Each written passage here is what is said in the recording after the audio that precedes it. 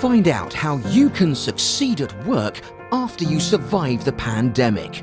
Join us for the Marketplace Shift, Work Shift online conference. The ongoing global pandemic has brought the world as we know it to a standstill. Economies are ailing, governments are teetering, health services are stretched, and individuals are living in anxiety. Believe it or not, this too shall pass. But as we heard a senior UK government official say, it was easier to turn off the tap of the UK workplace than it will be to put it back on.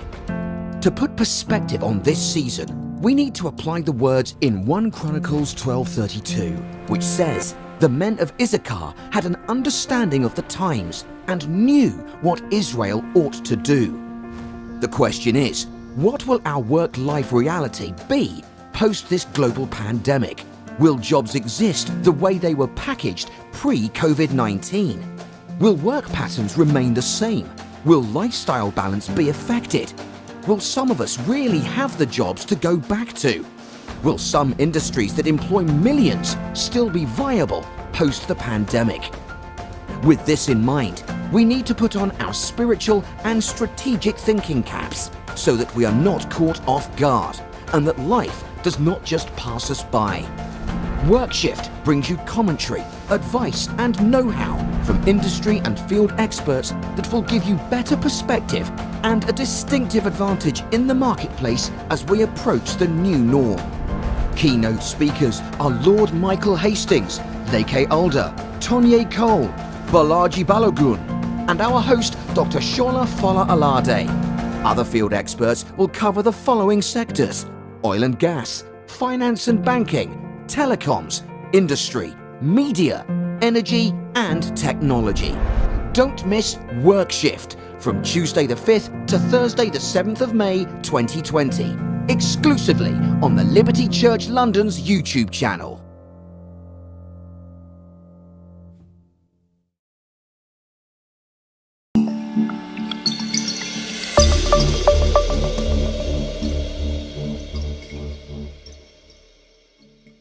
If you know it, help me sing.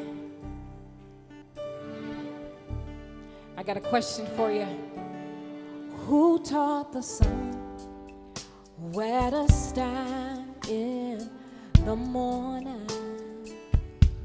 And who told the ocean you can only come this far? And who showed the moon where to hide till evening? Whose words alone can catch a falling star? Will I know my Redeemer lives? I know my Redeemer lives. All of creation testifies this life within me cries. I know my Redeemer lives.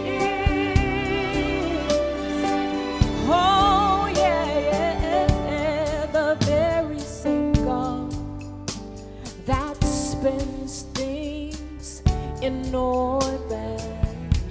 He runs to the weary, the worn and the weak, and the same gentle hands that hold me when I'm broken. They conquered death to bring me victory.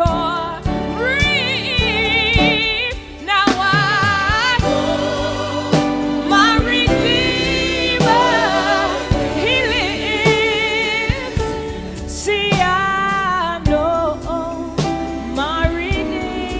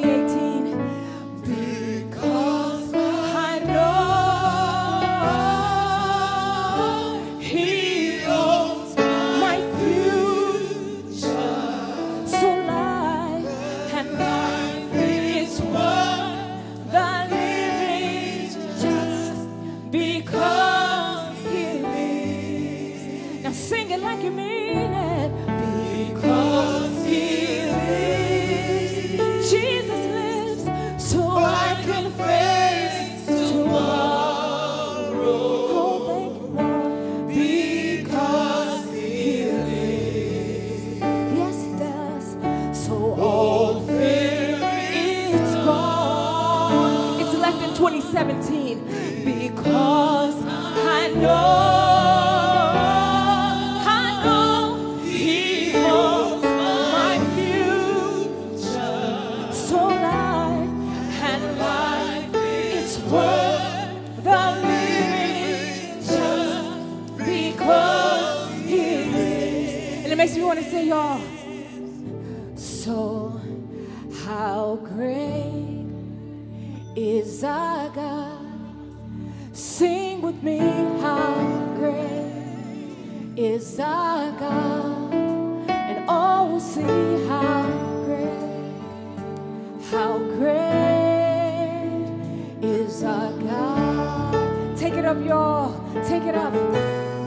See, how great is our God? Sing with me, how great is our God? And everybody's gonna sing.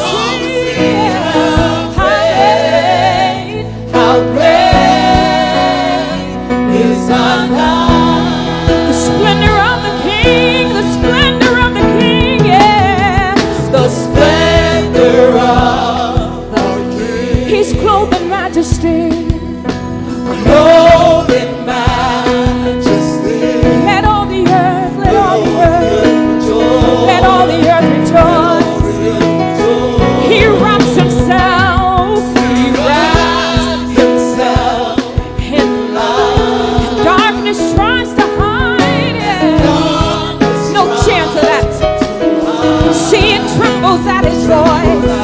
It trembles at his voice. And even it says, how great is our God.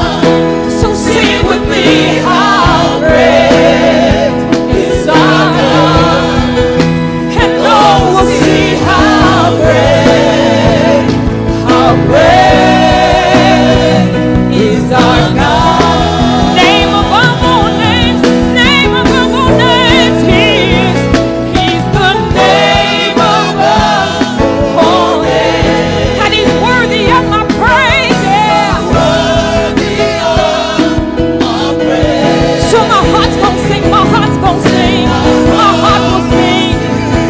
How great is our God. Name above all names, name above all names, name above cancer, disease, or sickness.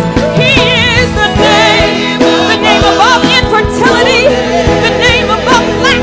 He's the name above politics. He's worthy of my praise. So yeah, y'all. So my heart will sing. My heart will sing. My heart will sing.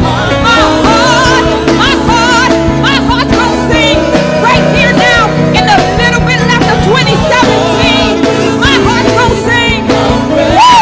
My heart's gonna sing. Yeah, yeah. Good or bad, come with me. My heart's gonna sing. He's our God. One more time, help me sing, help me sing. How great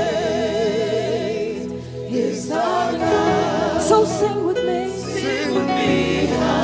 How great is our God. He's great and greatly to be praised.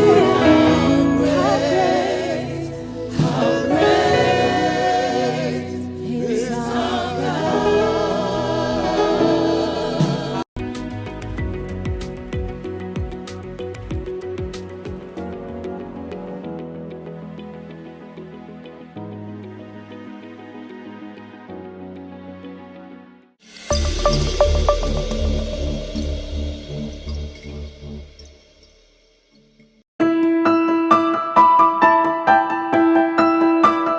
Dr. Fola-Alade. Originally trained as a medical doctor, Dr. Fola-Alade is respected internationally as a pastor, author, publisher, conference speaker, coach and mentor to various businesses, as well as social, political and spiritual leaders. PSFA, as he is fondly called, served faithfully for 23 years as a pastor in London, in one of the fastest growing denominations in the world. Together with his wife Ambimbola, They are now the lead pastors at the Liberty Church, where they equip believers to live a spirit-empowered life. Dr. Fola-Alade has touched the lives of thousands around the world with a simple but powerful message. His message inspires, challenges, and empowers individuals to live beyond their limitations, discover their destiny, and live by divine design. He equips people to make an impact in their generation and exercise their leadership influence in society. For 2.5, close to 3 decades, he has trained and influenced thousands of people through his seminars, television broadcasts, and the publishing of the internationally acclaimed quarterly Leadership and Lifestyle magazine. He has written 13 widely acclaimed books, including The Little Things That Could Make a Big Difference to Your Marriage, The 12 Things You Don't Know That Could Be Destroying You, The Secrets to Winning Your Invisible Battles, and his most recent offering, Leadership Lessons. Welcome your conference host, Dr. Fola-Alade.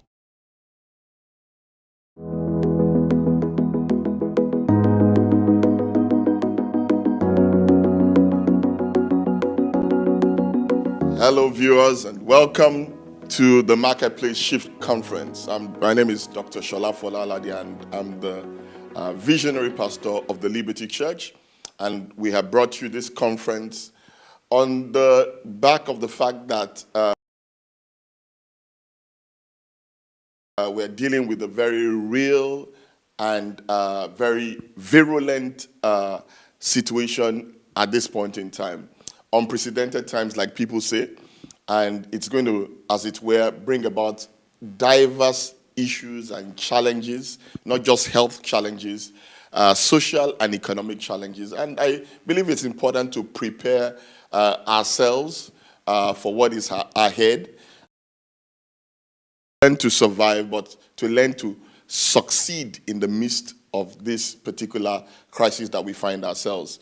And on that note, I'm going to be reading from a biblical text to put in context what it is we're talking about. I am a medical doctor by training, but I lead and pastor the Liberty Church. I'm going to bring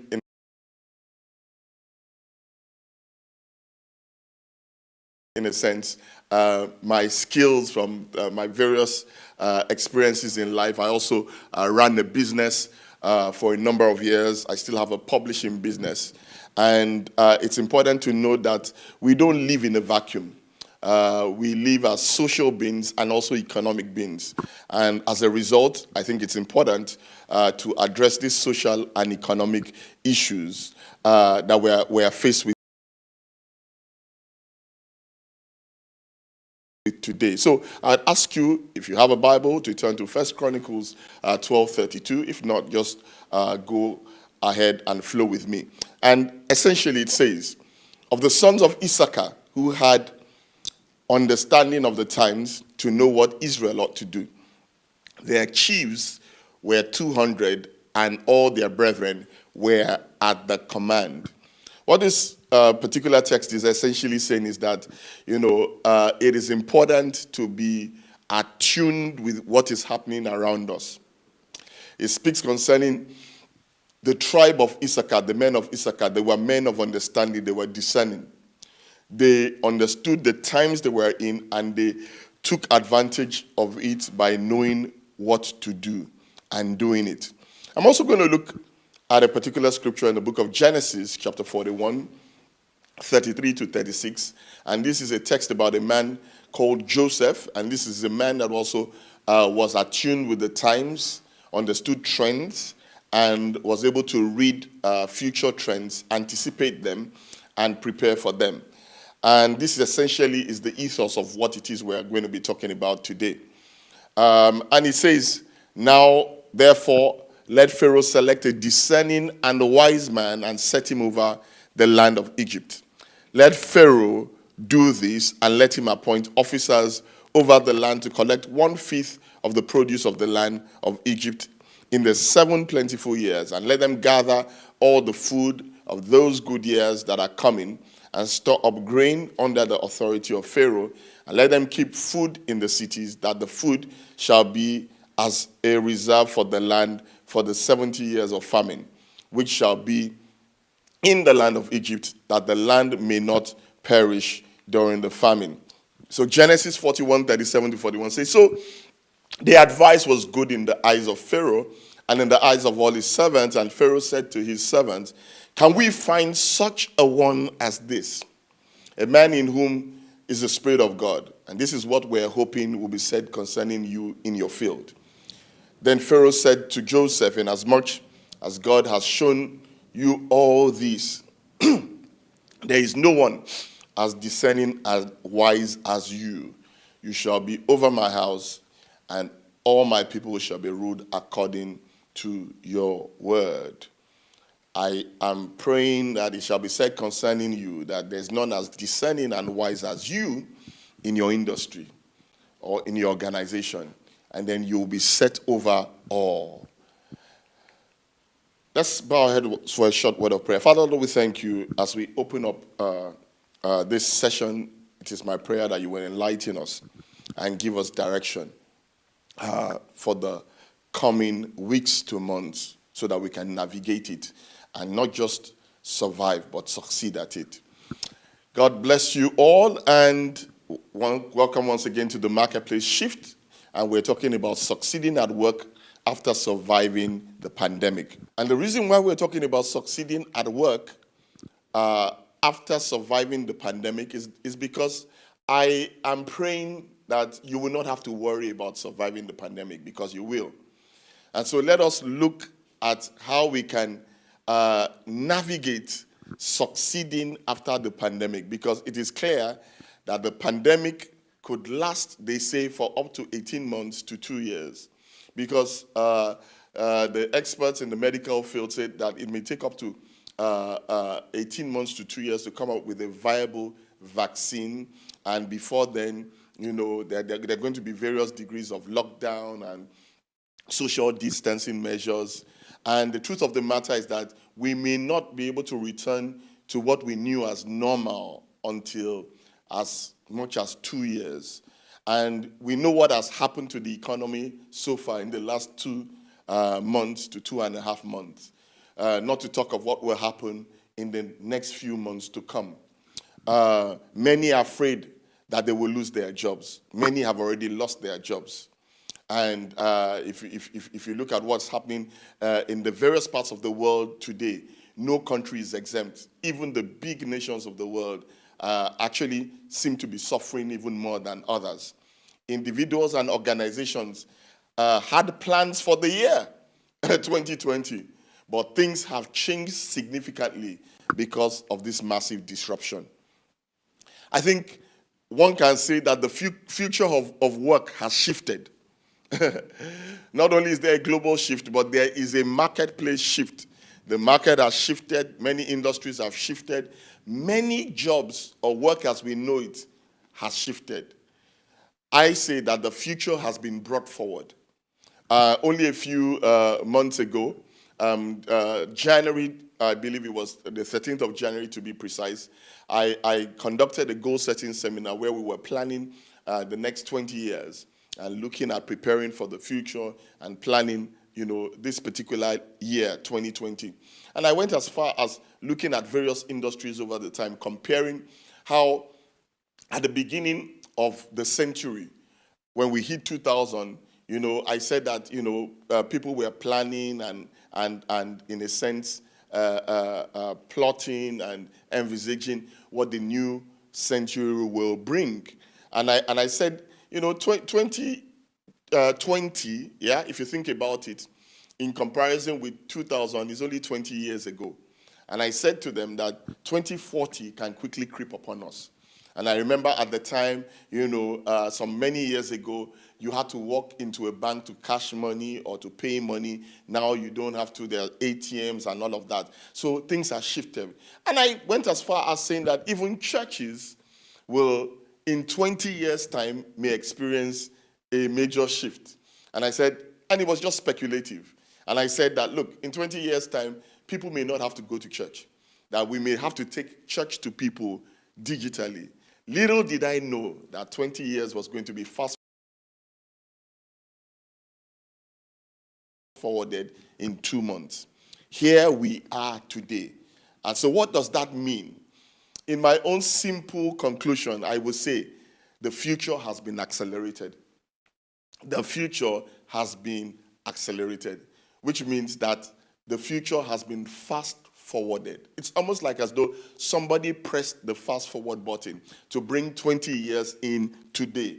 The future is right here and now with us. But there's something about crisis. You see, what is usually confusing in good times usually becomes clearer in crisis times. You know, where you were concerned about things and things were vague, you were not clear about what was important to you. When crisis hits, what happens is that it reduces us all to the barest essentials about what is important. Okay? That, listen to this, family is important. Things like just basic health is important. And those other extraneous other things that we were pursuing are not as important. And the other thing that crisis does is that it brings a major disruption. And there are certain things that come with disruption. You know, with disruption, you would face challenges. And some of the challenges that we have experienced so far, when we look at the economy and society as a whole, there have been many failing industries. Some these industries will be wiped off, as it were. Some particular jobs have been cleared out of the way. I'll give a few, for example. For example, the travel industry has been grossly shaken, massively. I mean, I was just driving on my way here today, and I went past the city airport, and it was as quiet as the graveyard. No plane taking off, no plane landing. And, you know, we've never seen this before. Airports are usually buzzing and busy.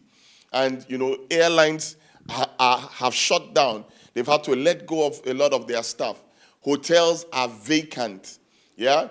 The tourism industry is affected. Nobody is sightseeing at this time.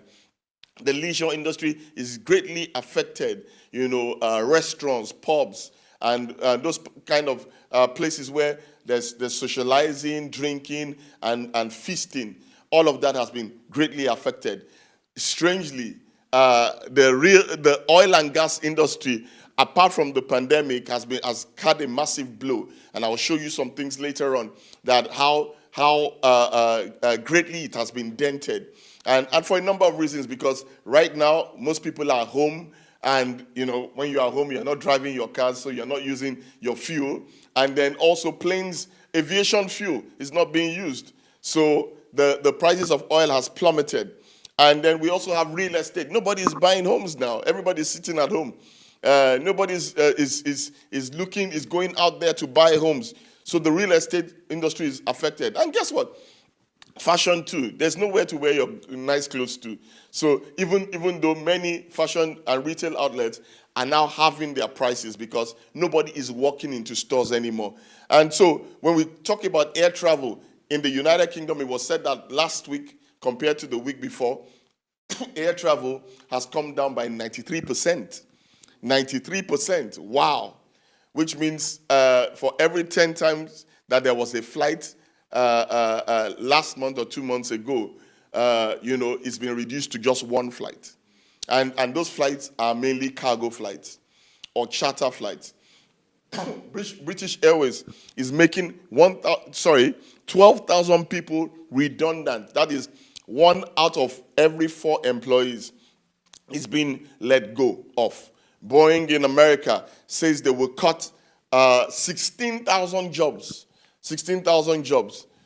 In Nigeria, Arik Air, I heard, got rid of 95% of their staff because nobody's traveling internationally and hardly locally.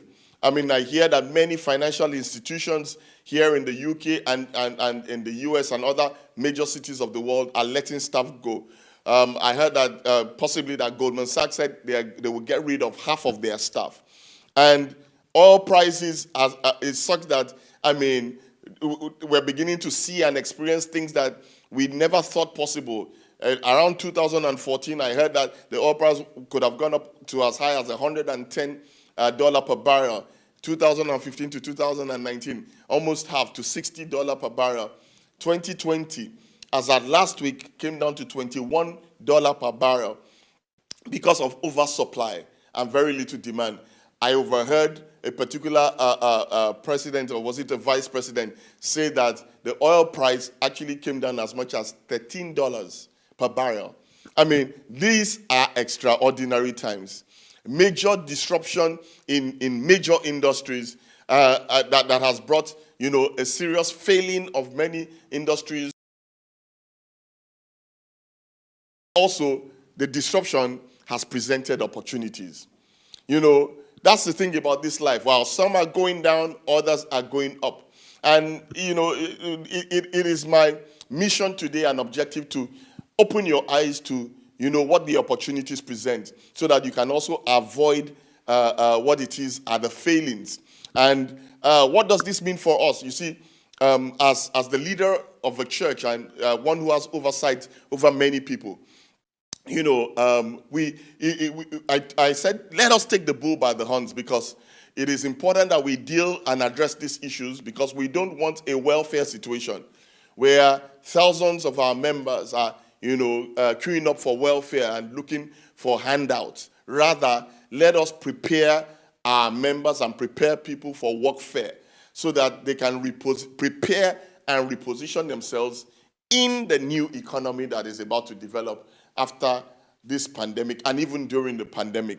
What are the growing industries? You see, like I said, in any situation or circumstance you find yourself, you will always see that there are those who will go down and those who will rise on top of it. In the midst of all of this, there are certain economies that are thriving and thriving phenomenally. The medical field, that cannot right now have enough doctors. They are looking for doctors. They are looking for nurses, lab technicians, biochemists, and epidemiologists, statisticians, data scientists. That field, it's evident that there's a future in medicine. I'm sure, the society as it is, countries in the world, especially the United Kingdom, will probably make room for more doctors. Immigration concerning doctors and medical professionals will probably be eased over time, so that, we can build, as it were, our army of medical professionals. And so you will find that medicine will definitely grow. Okay? Technology has grown. This is the day of tech. If you did not know that before, know that now. This is the day of technology. And I will show you in a short while. Telecoms has grown and is growing because communication is on the increase. Education continues to grow, but particularly with the use of telecoms. And then the food industry, it doesn't matter what is going on, whether it's war, a pandemic, or whatever it might be. Yeah, we must eat. People must eat. So food, grocers, farmers will continue to thrive. This is what is interesting about this particular pandemic situation. One of the meteoric rises of organizations in this season is Netflix, because everybody's at home. Everybody's at home.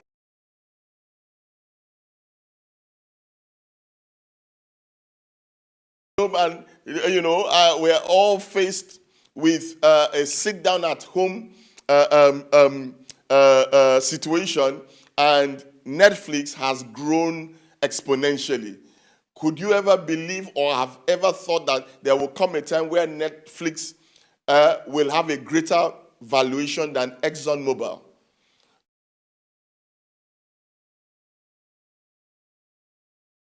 ExxonMobil, rather. That Netflix will have a greater valuation. Right now, Netflix is valued at $183 billion in comparison with ExxonMobil. That is phenomenal. That a leisure, or rather an entertainment company, is measured or valued higher on the stock exchange or the stock market than an oil and gas company. Why? Because of the various things that are happening within the oil and gas industry. Zoom, while other organizations are shutting down, Zoom is going up. They have increased their revenue and patronage by 400%. 400%. Everybody is on Zoom, not just churches. Governments use Zoom for meeting. Organizations use Zoom for meeting. Some educational institutions use Zoom for meeting. Microsoft Teams is on the increase.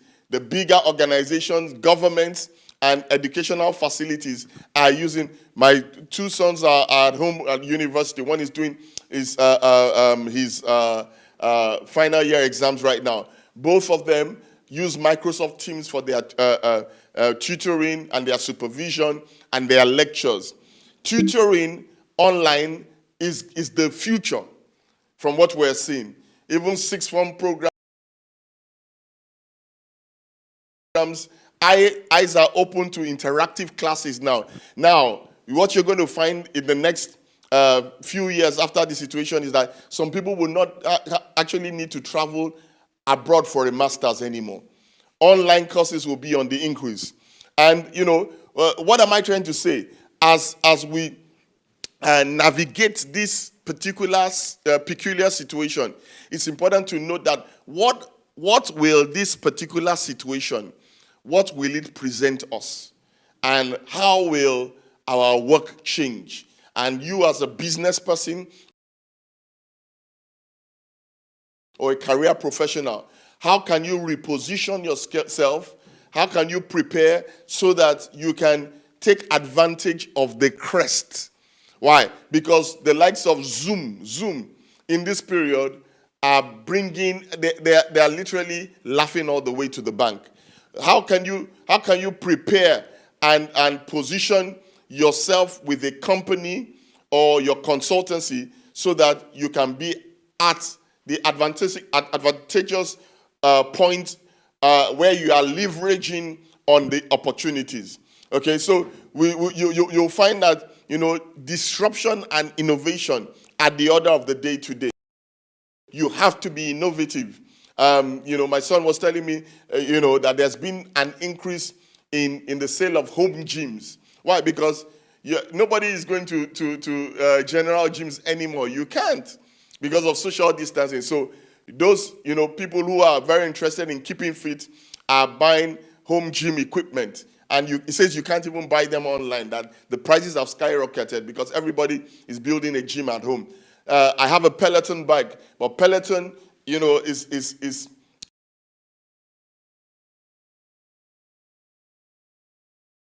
a spin bike that is interactive, and that has gone on the increase because people are now exercising at home. What are the industries that will grow in the future? What are the opportunities and growth areas in the post-COVID economy? I can tell you this, for free. Financial services will always remain strong, but there has to be a shift or a change in the way financial services will serve people if they are going to remain, as it were, viable. Because people will have to spend money, and they will have to, as it were, bank money and make money and invest money regardless of the situation. So financial services will always be here, but the way they do business might have to change. And so this is what I will say to you. In this season, the watchword is innovate or die. Innovate or die. And if innovation occurs in the time of disruptive change, then stagnation will happen to those who don't embrace it. If innovation occurs in the time of disruptive change, which means at this time everybody has had to innovate. We at the Liberty Church had to innovate quickly, and to change and shift our approach. From one day you are speaking, to a live audience in 5 different services, in 2 different locations, to, hey, now I'm speaking from one point and it's beaming into various homes. It's interesting. You have to change your approach. Innovate or die. John Maxwell said this, not he himself, but he said his mentor said this to him. When opportunity comes, it is usually too late to prepare. I want you to take note of that. When opportunity comes, it is usually what? Too late to prepare. And they say success happens when preparation meets opportunity, which means opportunities never announce that they are coming. They usually spring up on you. And what are we to do? We need to prepare in advance for the opportunities. But I believe that this lockdown period presents you with an unusual scenario where you can begin to sit down and think and prepare and begin to speculate and anticipate and say, what will the new marketplace be like? And where should I prepare myself for and position myself for best leverage? Okay, I want to say again that the future is here. The future you are waiting for, the future we were looking forward to is here now. And what do I mean by the future is here? We are experiencing what you call an accelerated digitization of the world. What do I mean by that? Let me paint the context for you so that you fully understand this. You see, the world has gone through various changes over the world. We started in an agrarian economy, which was agricultural based. The main stay of employment was farming and hunting, okay? And then when we came around the 1800s, actually towards the end of the 1790, thereabout, then there was the invention of machines. Things like mass production machines, corn mills, railway, and all of that stuff, locomotives. And then what happened was that it gave birth to the industrial age. People left, agriculture, they left farming, they left the countryside, and they began to move into cities in hordes. And this brought a massive shift to the economy. Nobody wanted to take jobs on the farms anymore. Everybody wanted jobs in the city, in the printing press, in the flour mills, and in places like textile factories.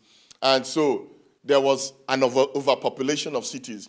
Then in the 1900s, the beginning of the 1900s and the ends of the 1800s, 1890 something, then we had the entrance of what we call the communication age or revolution. And this was the period where things like radio was discovered and invented. Television was invented. The phone was invented. This improved communication to a massive degree. You could watch somebody broadcasting right from your home, listen to people broadcasting from across the world, and speak to people on the phone from miles, thousands of miles away. And that was the 1900s. But you know what? We have come into what you call the digital age or the digital revolution, which actually started at the end of the 1990s. Okay? I remember I came onto the internet in the 1998.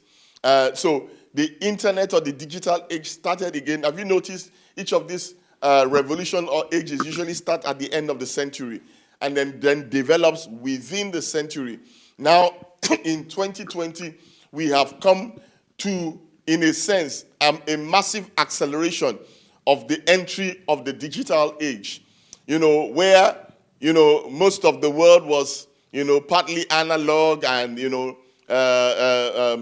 just ordinary living and face-to-face. What this pandemic has done for us is that it's accelerated the digital age. And what does that mean for us?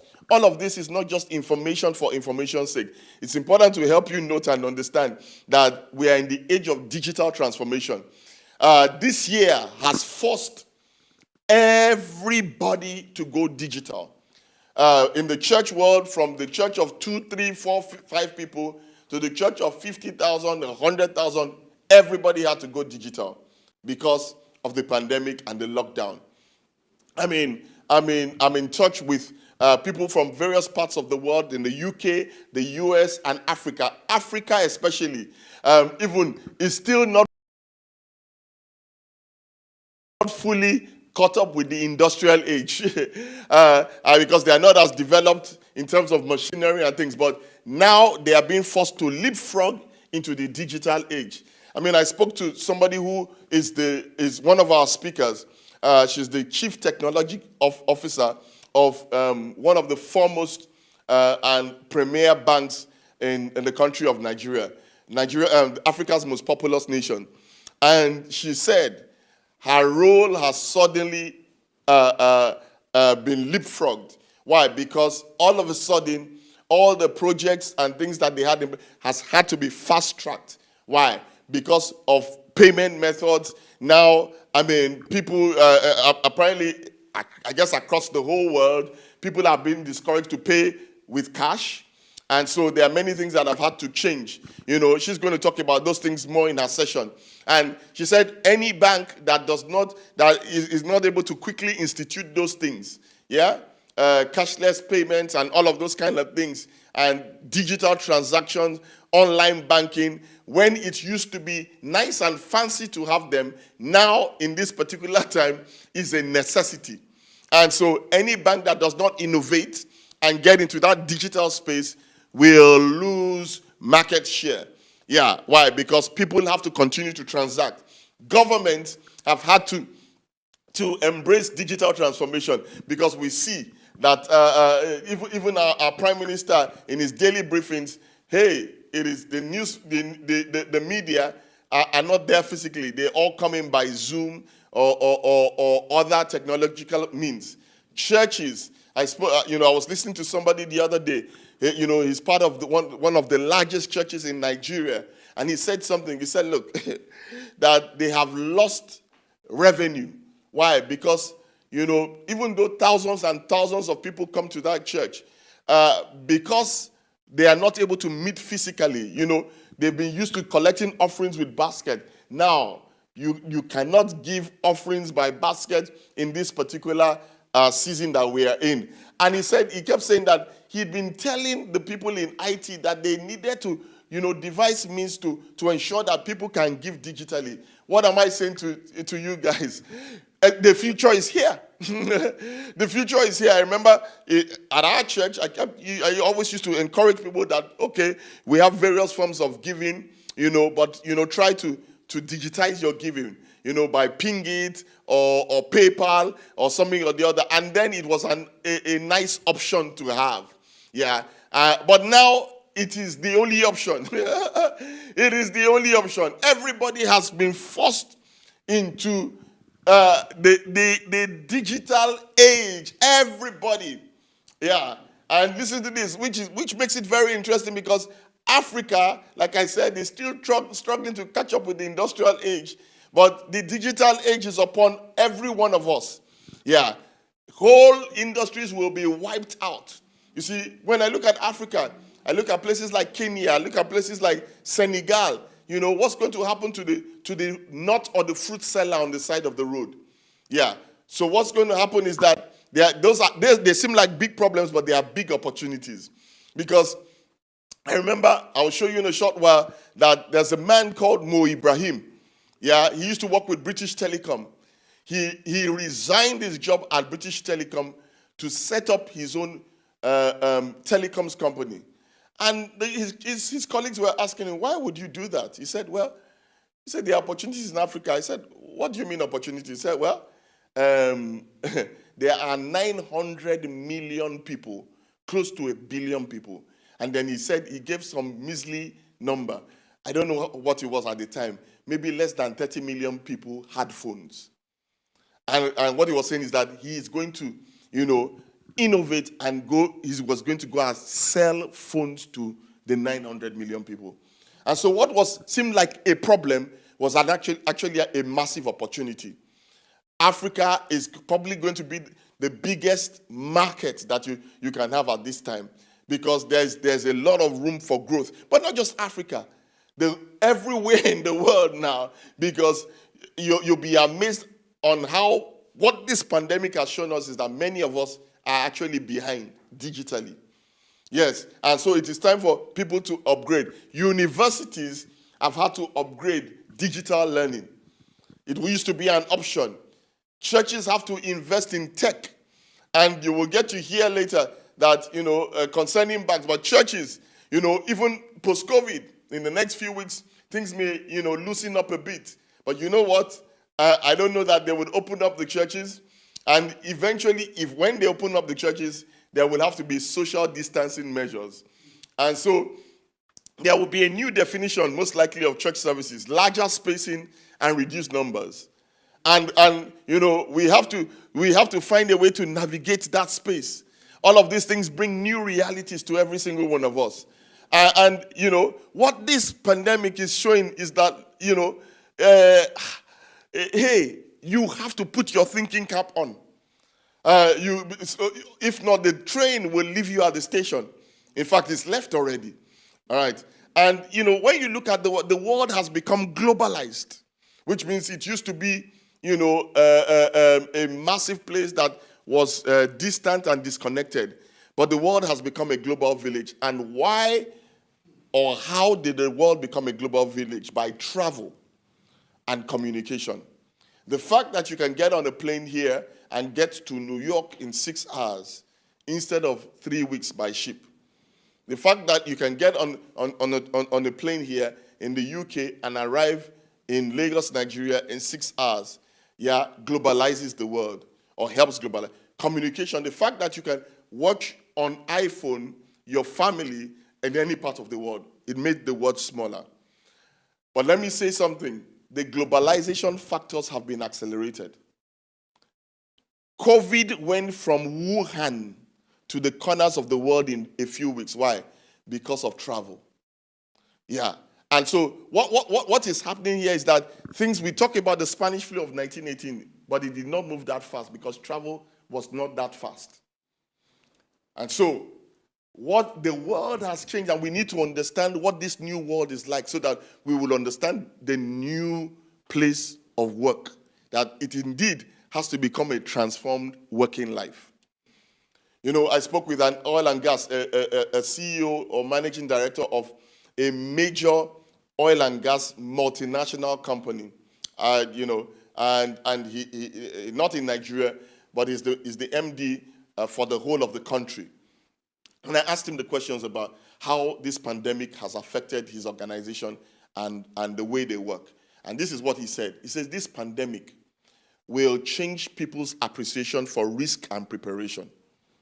For risk and preparation. What he was saying essentially is that nobody envisaged, this kind of shock to the system. And he said, over the years, he's had various risk people come in and talk about business continuity plans. And those things, when they spoke concerning them like, oh, well, it was things that they just had to do, they were just routine. But you know what? And he said something. He said, I said, how has it affected your work? He said, well, not substantially, because they always used to, come, the compliance people, and say, business continuity, have you put that in place? In case of this and that, is that in place? And what they have found is that, listen to this, that, they have found that working from home, from a distance and from home, is the new normal. And he said to me that, they had been practicing these things for years. That just in case certain things happen, something happens within the government in the nations that they are, so they were ready for it. That's one organization that was ready for it. The question I'm asking you is, are you ready for the new economy?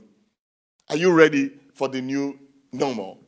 And so the next question, or set or next question I want to answer with the next set of answers is, who will succeed post the COVID economy? Who? What kind of person? Number one, the future is in the digital economy. I just established that. And those who are able to create digital solutions will be the one to thrive. It doesn't matter what field you're in. You can even be a lawyer, but are you a digital savvy lawyer? Are you able to create solutions? Let me give an example. Look, they say that there's going to be more litigation post-COVID because there are many things, people who have rented facilities, wedding, paid £20,000 and more, and the venues don't want to pay back, and the couple want to rebook their wedding and may want to go to another venue. So there's going to be a lot of litigation. But apart from that, there's going to be new laws, new things. And, we need to have lawyers who understand, the cyberspace. There's so many things that are going to be developed in this new economy. And it is those who can create solutions, accountants who will be able to, do things digitally, who are able to come up with solutions that serve these peculiarities. Remember, I spoke concerning Mo Ibrahim. Mo Ibrahim came up with a solution for Africa. His company was called Cellnet, about providing cell phones for as many people as possible. He did that for a few years and sold the company for $3 billion. Why? Because, listen to this, he entered into a new developing economy. Yeah? But let me say this, like I said earlier, Africa is not the only developing economy. Even in Europe today, the digital economy is developing. Clearly, in parts of the world like Africa, South America, and poorer parts of Asia, there's need for infrastructure development. Why am I saying all of these things? To some, it may sound technical, but you know what? That is where your future is. And so, whether you're a doctor, whether you're a lawyer, an accountant, you can't just go and do project management because everybody is doing project management. You can't just do a networking because you have to think. Because listen to this, the new economy is going to shed excess weight. It definitely is going to. And the people who will remain viable and employable are people who understand these things I'm speaking about. So the future is in the digital economy, and those who create digital solutions are the ones that will thrive and survive. 2, those who see the needs quickly and can respond quickly and create relevant businesses and solutions are the ones that will survive and succeed. Yes, there will be an emergence of digital, not just digital businesses, but also logistics businesses. You know what? The future is going to be with those who can develop apps that can solve the problem. My son was, my son is co-founding a company that, that it's like a fintech company. And, I'm going to keep some things on the wraps. But the more important thing is that he said to me, look, people have to devise a way to pay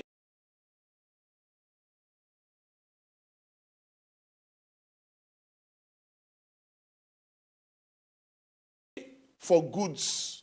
That man who was selling plantain by the side of the road, the woman who was selling potatoes, that poor lady has to find a way to receive money without taking cash. You have to create, and the lady who's the chief technology officer for First Bank shortly, she speaks about the fact that, hey, you know what? In the UK, we have contactless payments, but it's not a reality yet in Africa. And with COVID right now, there has to be a fast track with that. I just spoke about churches. Churches don't have an excuse. Africa, Asia, India, South America, they have to find a way to collect that offering from that market woman. It doesn't matter how yes, because if the churches are going to remain viable and provide the services that they provide, we have to find a way. I was listening to one of the governors on the news back in Nigeria, in one of the northern states, and the things he was talking about. Say, hey, they have to start preparing for telemedicine. He spoke about the way they traced. Because of the lockdown, people were not able to work. So they determined how they were going to give money to people who were poor and struggling. Do you know how they determined? They don't have data. They actually don't have data. And so you know what they did? The best they have is people's phone records with mobile phone companies when they register. So what they did is that they said anybody who was in a week or so able to credit their phone with just 200 naira and less. 200 naira is less than 50p. Yeah, for a week, they consider that person poor. And then they were able to send messages to that person and wire money to them through their text. Because those are people that... So you see, you have to be innovative.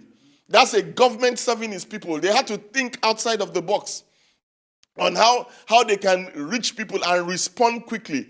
This is the age that we are in. And guess what? Any man who comes or woman that comes with an app or technology that can help serve the government will be employed by that government. Remember, we're talking about Joseph. Yeah. Who is that wise and discerning man?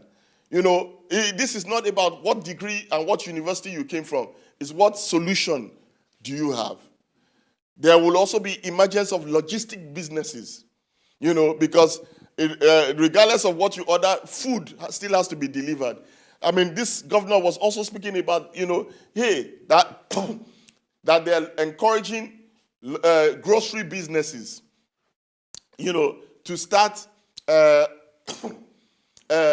digital transactions and, to deliver food produce, which is needed in every home, by improved logistics, as it were.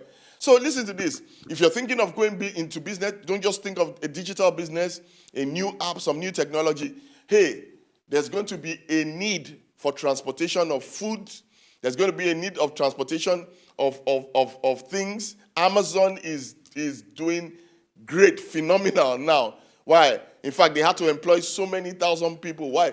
Because right now, everybody's at home, but people need stuff delivered to them.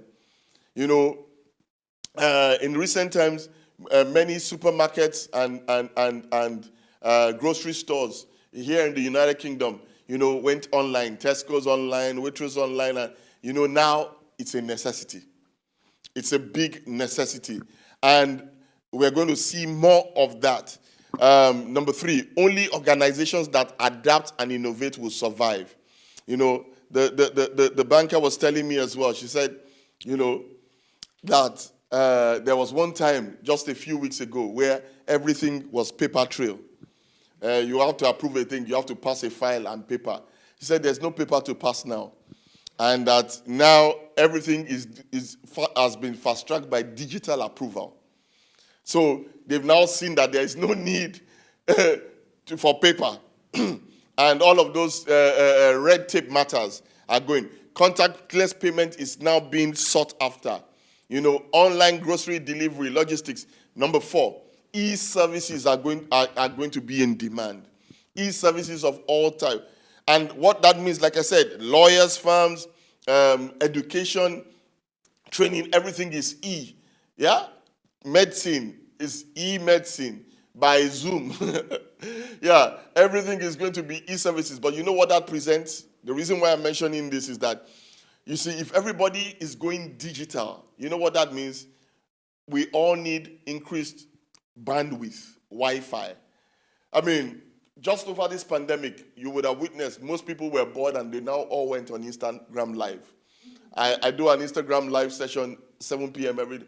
One time, it just kept breaking and cutting, and I was wondering when I realized everybody is on at the same time. And so there's going to have to be an increase in bandwidth. There's going to be an improvement of connectivity. The reason why I'm saying all of this, so some of you are saying, well, what does this mean to me? It had better mean something to you. Because everything I have mentioned is a business. Everything I mentioned will need ancillary services. We will need professionals for them.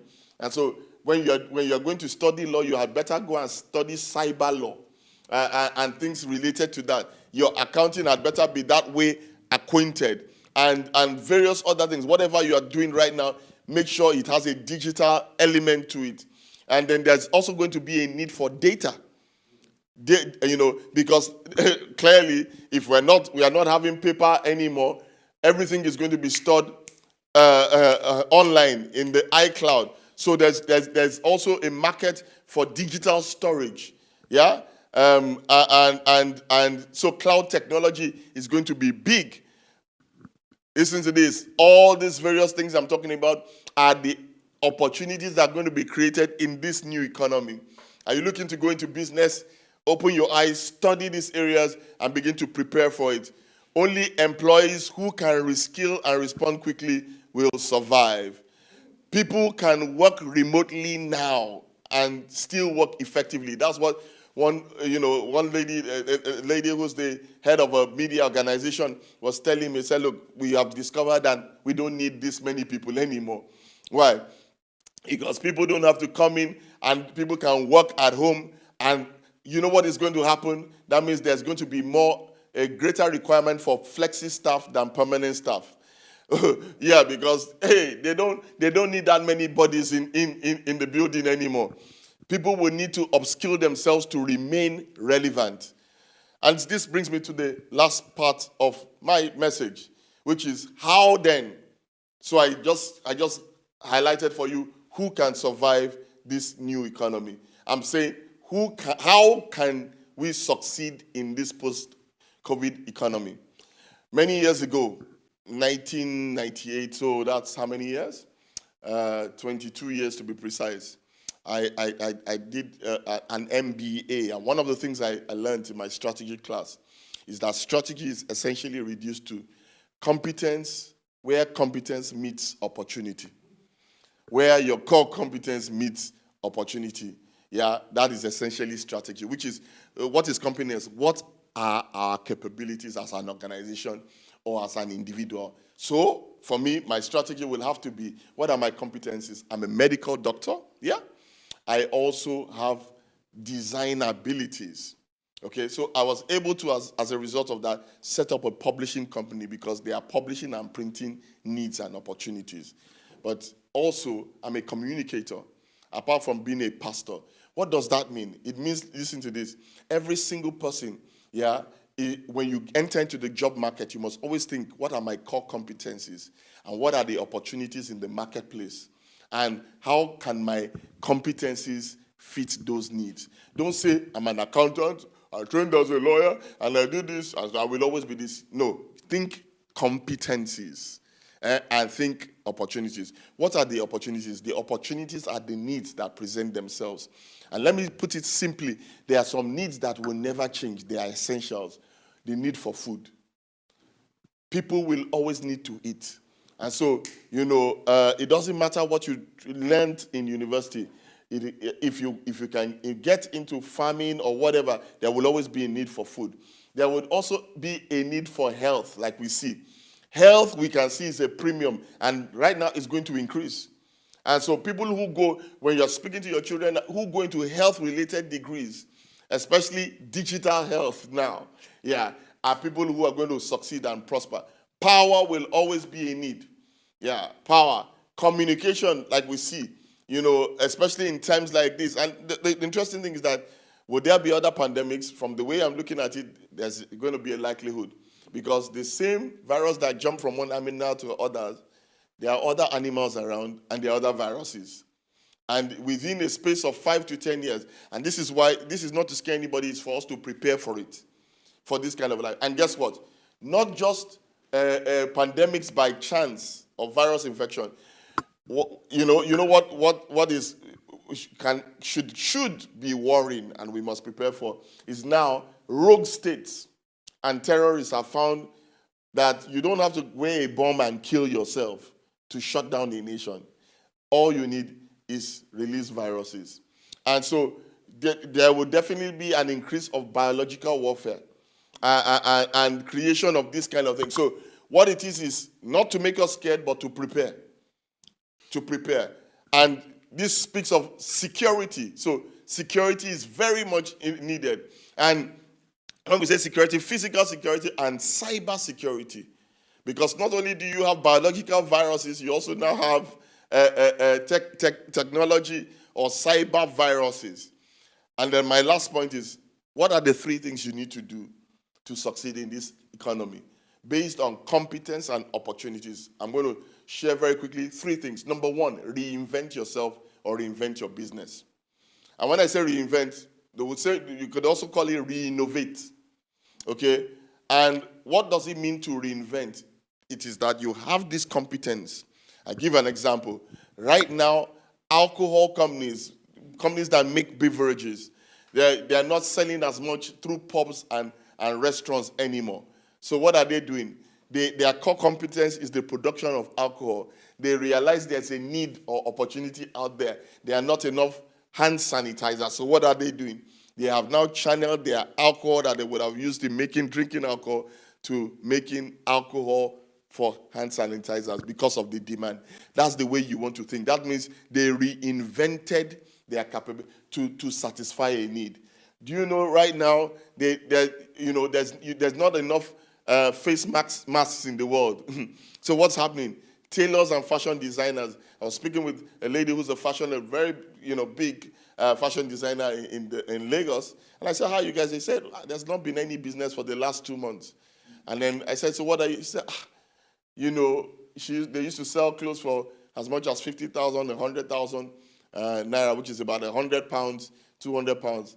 She said they haven't sold anything since because nobody's interested in fashion. But you know what they've now resorted to doing? Making face masks. And they have one as cheap as 500 naira, which is a pound, one for 1,000, and then the designer ones for 3,000 naira. What am I trying to say? That's what you call reinvention. Okay? And how do you reinvent? You reinvent based on your core competence. Yeah? To reinvent myself, I can't go beyond my skills or my abilities. I'm a medical doctor. I'm a media person, a design person. I'm also a communicator. And what does that mean? You see, I will show you later that you can reinvent, but it will cost you a lot.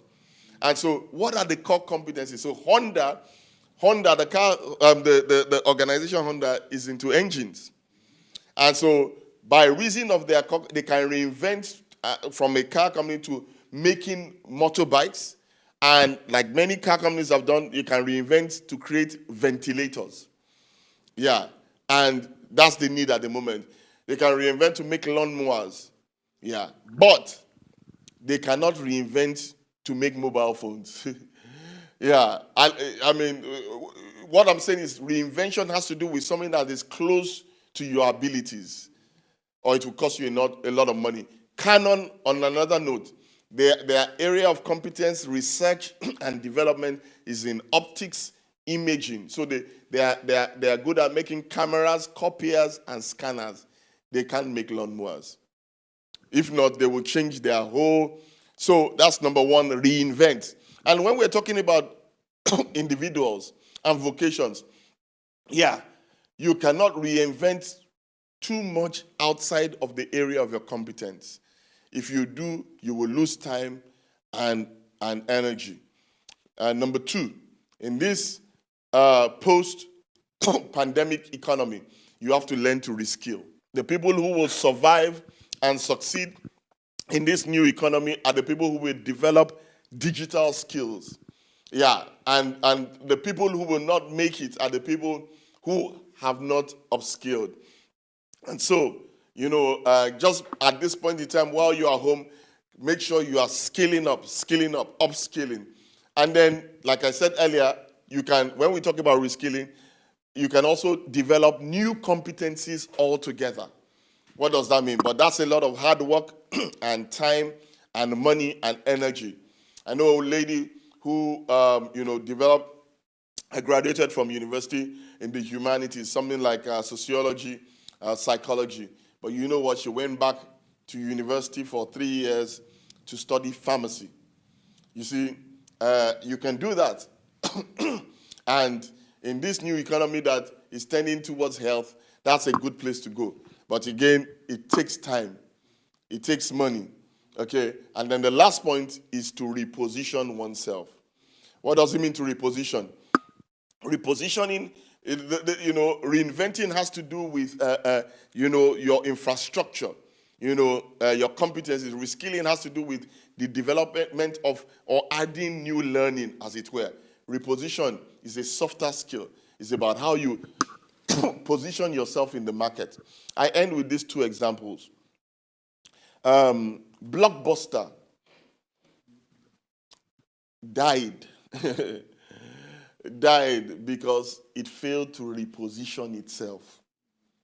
Okay, so Netflix, as we know it, was not around and was not the dominant factor because Blockbuster was the go-to for movies, videos, and they dealt with brick and mortar.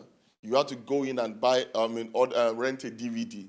But you know what? Netflix came into the market and they had a postal form of where you order the DVD, it's sent to you, you watch it and you send it back. But then they developed streaming. They entered the digital space early. And now they are smiling profitably all the way to the bank. And even before the pandemic, Blockbuster disappeared. Why? Because they failed to reposition.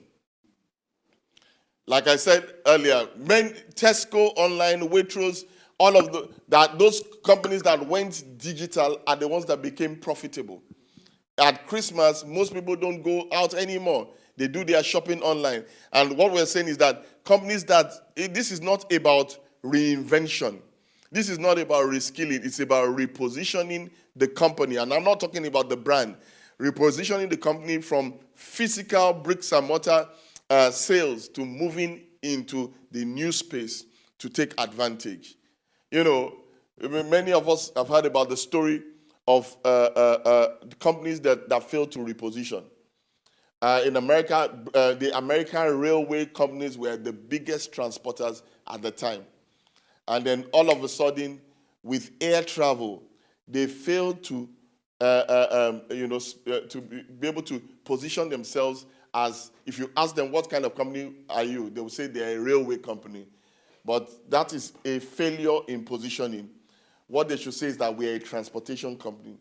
And when they understand that look, our company is about transportation, then they could have gone into the business of air or other means. But they say, no, we are railway. Railway has died.